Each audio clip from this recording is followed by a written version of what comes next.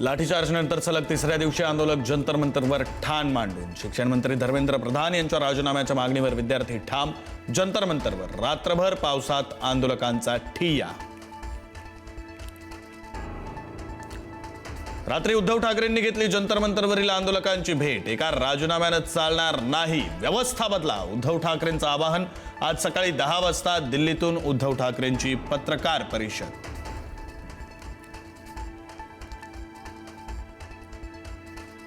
विरोधकांच्या आवाजाने पुन्हा एकदा दिल्लीत दणाणले। राहुल गांधी, प्रियंका गांधींचं रात्री पंतप्रधान निवासाजवळ आंदोलन। आंदोलनावेळी पोलिसांनी राहुल गांधींसह विरोधकांना घेतलं ताब्यात। तब्बल 3 तासांनंतर राहुल गांधींची सुटका। धर्मेंद्र प्रधान यांच्या राजीनाम्यासाठी राहुल गांधी आक्रमक।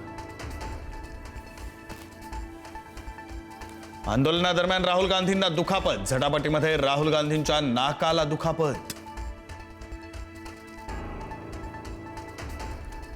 केंद्रीय शिक्षण मंत्री धर्मेंद्र प्रधान यांची राहुल गांधींच्या आंदोलनावर टीका। विद्यार्थ्यांचा राजकीय साधन म्हणून वापर एक्स पोस्ट करत धर्मेंद्र प्रधान यांचा राहुल गांधींवर निशाणा।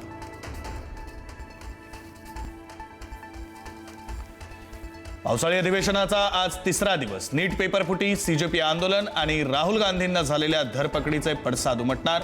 2 दिवस सभागृह तहकूब झाल्यानंतर आज तरी सभागृहात काही चर्चा होणार का, याकडे लक्ष।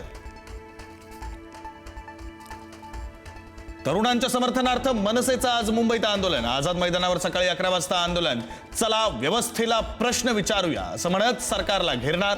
अमित ठाकरेंसह मनसे नेते होणार सहभागी।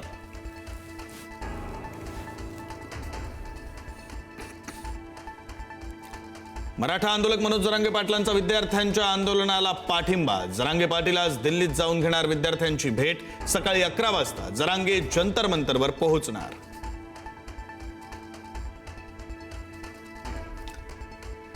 शिवसेनेनं दाखल केलेल्या याचिकेवर आज सुप्रीम कोर्टात सुनावणी। खासदारांना एकनाथ शिंदेंच्या शिवसेनेमध्ये विलीन करण्याच्या निर्णयाला उद्धव ठाकरेंचं आव्हान।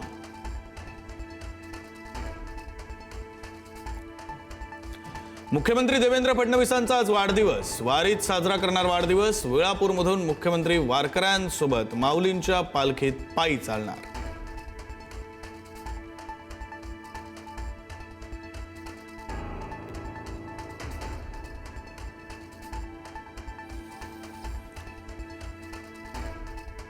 अजित पवारांची आज 67वी जयंती। उपमुख्यमंत्री सुनेत्रा पवारांनी मध्यरात्री 12 वाजता अजितदादांना वाहिली श्रद्धांजली।